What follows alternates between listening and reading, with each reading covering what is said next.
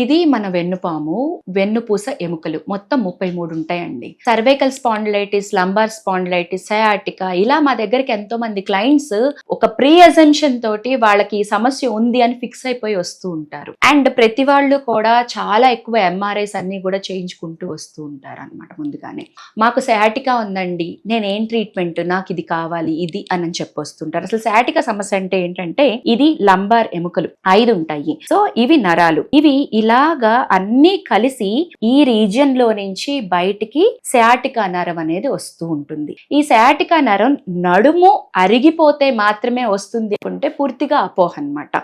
ఈ నడుములో ఉన్న ఎముకల మధ్యలో ఉన్న డిస్క్ కంప్రెషన్ చాలా తక్కువ మందిలోనే అవుతుంది. ఎప్పుడైతే బోన్ డెన్సిటీ తగ్గుతుందో వాళ్ళలో ఈ డిస్క్ హెర్నియేషన్ సమస్యలు అనేవి ఉంటాయి. అండ్ ఈ సైడ్ ఉండే మజిల్స్, పోస్టరల్ మజిల్స్ అంటాము, ఇవి సపోర్ట్ చేయనప్పుడు కూడా వస్తుంటాయి. అలాగే సయాటికాలో మనం చూసేది ఇంకొకటి ఏంటి అని అంటే, ఇన్స్పైట్ ఆఫ్ లంబార్ ఇష్యూస్, ఈ సయాటికా నరం ఇక్కడి నుంచి వస్తుంది అంటున్నాను కదా, ఇక్కడ కంప్రెస్ అయినా అంటే మనం కూర్చున్నప్పుడు మన బటక్స్ దగ్గర, పిరుదుల దగ్గర నరం నొక్కుకుపోయే అవకాశం కూడా ఉంటుంది. దీనిని పైరిఫార్మిస్ సిండ్రోమ్ అని అంటాము. సో సమస్య ఏంటి, ఇక్కడి నుంచి వస్తుందా, ఇక్కడి నుంచి వస్తుందా, ఎక్కడి నుంచి, పైరిఫార్మిస్ సిండ్రోమా, డిస్క్ ఇష్యూనా ఏంటి అనే దాన్ని బట్టి కూడా మనము ట్రీట్మెంట్స్ అనేవి ఇవ్వడం అనేది ఉంటుంది. సో దీనికోసం ఖచ్చితంగా ఒక ప్రొఫెషనల్ ని మీరు మీట్ అవ్వడం చాలా చాలా ఇంపార్టెంట్. ఇది సర్వైకల్ రీజన్, మొత్తం మెడలో 7 ఎముకలు ఉంటాయి. ఈ 7 ఎముకలు కూడా వీటి మధ్యలో నుంచి నరాలు ఈ విధంగా మనకి చేతుల్లోకి వస్తాయి.